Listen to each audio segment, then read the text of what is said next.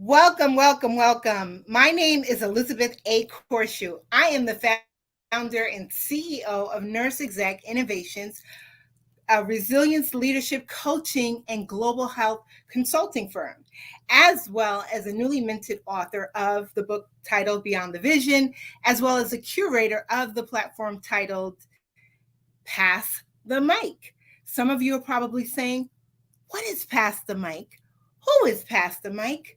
Well, Pass the Mic is a platform established for visionaries, game changers, advocates looking to execute their global footprints into society in the areas of healthcare, business, education, technology, culture, fashion, and so much more. Today, we have a special guest. We actually have Reverend Dr. Kimberly Holmes. She told me that for the purpose of this broadcast, I can call her Dr. Kim. Most people call her Dr. Holmes, or some people call her Dr. Kimmy Kim, but those are the people that know her. So I won't be saying, I'll be calling her Dr. Kimberly. So, if Dr. Kimberly, thank you for accepting this delightful honor to grace our presence. As I was sharing behind the scenes for the audience, I've always heard about Dr. Kim, and I finally get to meet Dr. Kim, but virtually on my broadcast through LinkedIn, through social media. Isn't this a blessing? Yes. So, if Dr. Kim could please introduce herself, share who she is, what she does, all that great stuff in a brief introduction, please. Thank you. Well, first of all, thank you so much, Elizabeth, for having me, and to all those who are out there listening. Hi, everybody. By way of background, I graduated from Seton Hall Law School, so I've been blessed to be a licensed attorney since December of 1993. I was a municipal prosecutor, Superior Court prosecutor in Bergen County. Then I went to work for the State Commission of Investigation doing public corruption cases. And then I became chief of staff for the Division of Rate Counsel for 12 years. After that, I went to go work for the great city of Newark with the great Mayor Ras Baraka for a year. And then when our former Lieutenant Governor, Sheila Y. Oliver, when she became the lieutenant governor, I left the city of Newark to go work for her. I started out as her EEO officer at the Department of Community Affairs, and then I became her assistant commissioner, her chief of staff, and then when she passed away, I became the acting commissioner. I just returned back home to the city of Newark working for the great mayor, Mayor Ras Baraka, and I now serve as the special assistant to the Department of Law and Public Safety, where the director is Fritz Frage. So he's the director, and I assist him.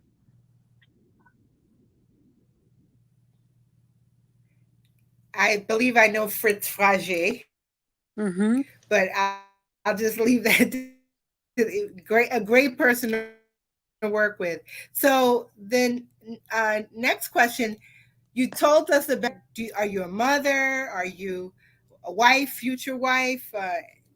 Any other Listen, wonderful titles? listen, I have one beloved son in who I am well pleased. He's 23 years old. He's my heart. His name is Madison. And I'm an ordained clergy. So I'm a Baptist reverend. I went back to school to Drew University and I got my doctorate in ministry from Drew. I got my master's in divinity from Drew. So God's been so good to me. I teach at Drew and I also teach at Felician University. I teach philosophy and ethics. And I hope to be a wife. Awesome, awesome. Thank you so much for blessing. Yes, I do too. We're gonna claim it in the name of Jesus. So, um, the question I was gonna ask is, how does Dr. Kim empower herself and then empower others? Well, for me, I believe in being authentic with people because the word says we're overcomers by the blood of the Lamb and by the word of our testimony. So I just don't talk just to be talking. You know what I mean? Like, so I might Mm. very personal with someone if I believe it will help edify the body of Christ. So I share my stories. I Mm-hmm. share the lows, what went well, what didn't go well. I even share failures because we learn from failures. And I hope that empowers other women to know that sometimes you can fail up and sometimes you fail, but you get back up. Yes, absolutely. And a lot of women need to hear that. And that's one of the reasons why I've created this platform for other women to see other successful and powerful women like yourself share those stories.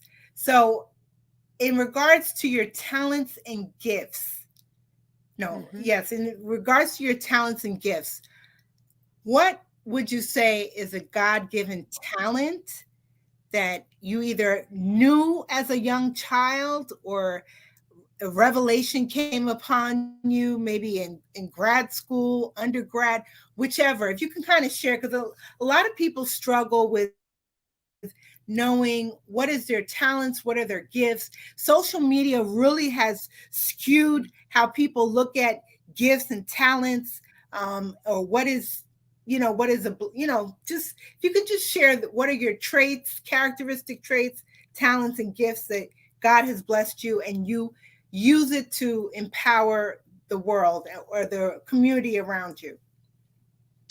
Um, I would say that I'm an encourager and I like to pull out the best in people.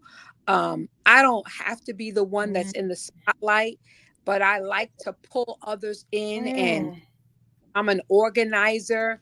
I'm not afraid to say when something failed. Like when I took the bar exam back in 1993, I took New Jersey and Pennsylvania. Pennsylvania was the easy bar exam. Pennsylvania bar results came out first, and I failed Pennsylvania by mm, 3. So I thought because I mm, failed Pennsylvania, I was going to fail New Jersey. So I immediately started studying again before the results even mm, came out.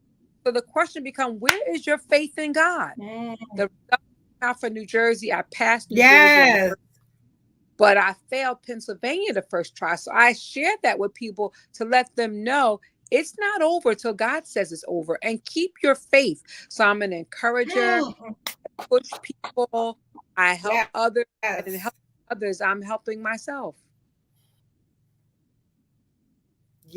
Yes. Thank you. Thank you. So, the other question I would ask is in regards to um, what does God and faith look like in Dr. Kim's life? How is that an integral part of your daily life? What does it look like in the beginning of the day, middle of the day, end of the day? Or do you start with God or faith? What does it look like for you? For me, faith in God is embedded in everything I do. And sometimes our faith is tested. Like my faith was tested during the pandemic because my Mm, 23-year suffered from a stroke and he was overweight. And to go through seeing your own mm, son in the hospital and you're praying mm, day in and day out, and it doesn't seem like anything is changing, but I would anoint his feet with oil in the hospital, mm, all the people from the church and have them sing songs to him because he's a singer. And you know what? God answered prayers because he came out of surgery. He's thriving now. He lost 283 pounds. So God is in everything that I do. I prayed, I cried, I recried, I admitted that I was angry, that I was upset. And once I was in that state, God said, I'm with you. And God was with me. And now mm, my son is thriving. mhm. He's a whole new person, a whole Oh, new outlook. amen.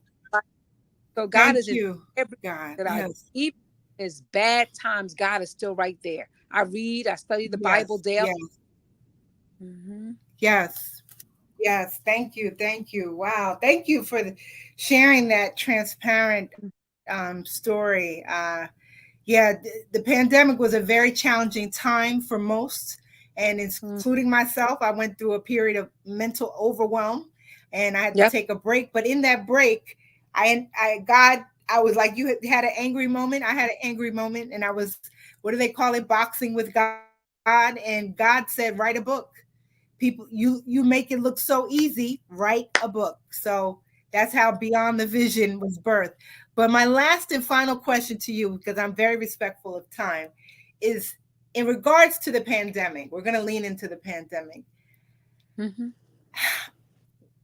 Since we've now all survived the pandemic, some of us are thriving, some of us are struggling still.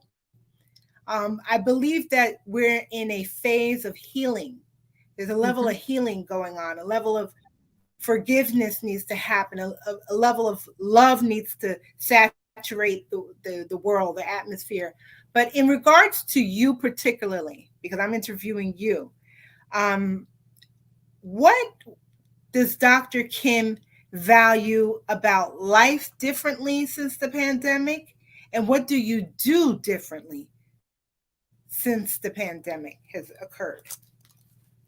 Well, I got promoted and elevated during the pandemic.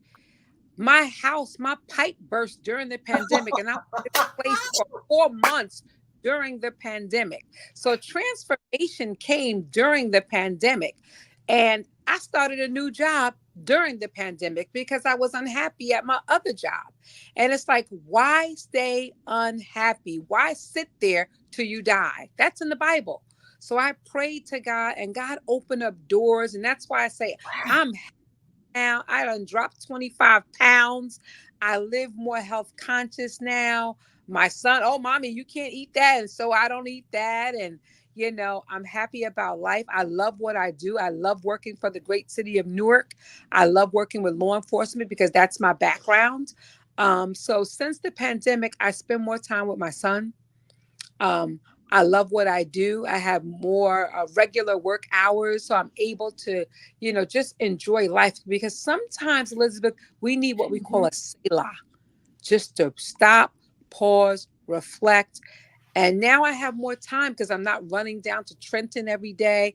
I live and work in Newark, so I have more time Yes, yes, just to breathe, just to walk, just to talk, just to smile, just to laugh, just to be on things like this. I would have never had time before, but now I have more time. I got time today. yes, So I'm yes. happy. I'm happy. And I'm so proud of what you're doing. And I'm so grateful that you even thought to even have me on here because I'm a part of the National Coalition of 100 Black Women.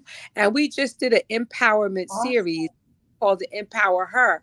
So we just did it and we capitalized on the same way that you have empower. We did the same thing. And that's what drew me to you. So thank you so much for having me on. Oh, wonderful, wonderful. And yes, yes. So, what is the best way that if anybody's watching the broadcast, they can reach out to you? You've shared a lot of wonderful nuggets. Maybe there's a law student needing a mentor. Do you do offer mentorship? Like, what is the best Absolutely. way to get into contact with you?